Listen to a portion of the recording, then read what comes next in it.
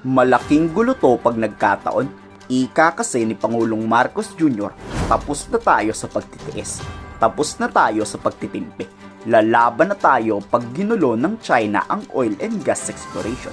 Sinigundahan naman yan ng Armed Forces of the Philippines. Kung ang mandato daw ng Pangulo ay lumaban na sa China, susundin daw yan ng militar. Ang anumang foreign attacks ay magre-resist na ang AFP. Ibig sabihin lalaban na sila.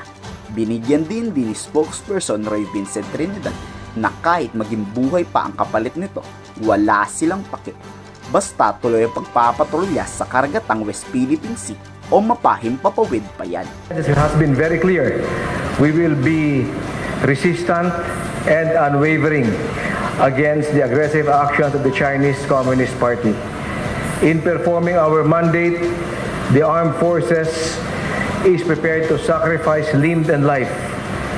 We do not count the cost when we conduct air surveillance flights, maritime patrols, and even foot patrols in our hinterlands. Nonetheless, for the whole of the SONA, we take cue from the Department of National Defense, from our SND pronouncements, and we'll be continuing to continue to perform our mandate accordingly. Sobrang laki nga ng binawas ang pambubuli ng China sa Pilipinas. Hindi lang kasi Philippine Navy warship o aircraft ang nagpapatrolyo dyan. Araw-araw din may paikot-ikot na barkong pandigma ang Amerika. Di lang Amerika ha, pati Japanese Navy. Takot nga ang China ng kalabaning malalakas na bansa. Philippine Coast Guard lang kasi ang kaya nila kasi maliliit yung barko natin. Pero pag nandyan na yung mga tropa natin, maawa pa sa pusa tong mga Chekwa. More than statements of support, we have seen ships, aircraft, and troops from like-minded countries performing activities with your armed forces on land, on sea, and on air. Kumpiyansa naman ang Pangulong Marcos na pumalag na sa China dahil sa tulong ng allied partners ng Pilipinas. Nangunguna na dyan ang US Navy at Japanese Maritime Self-Defense Force. Idagdag mo pa dyan ang NATO countries na handa daw silang tumulong kung gegerahin ng West Philippine Sea.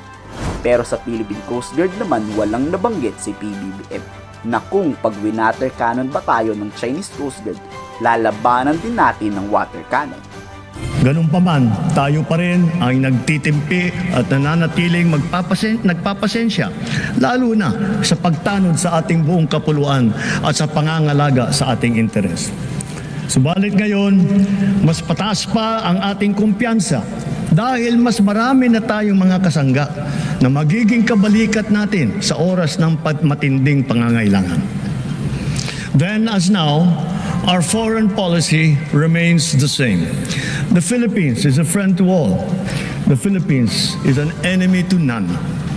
That will be our main focus. Ang tapang ng utos ni PBBM, kayo, pabor ba kayong labanan natin ng China o hindi pa natin sila kaya? Ikomento sa baba ang inyong salubin.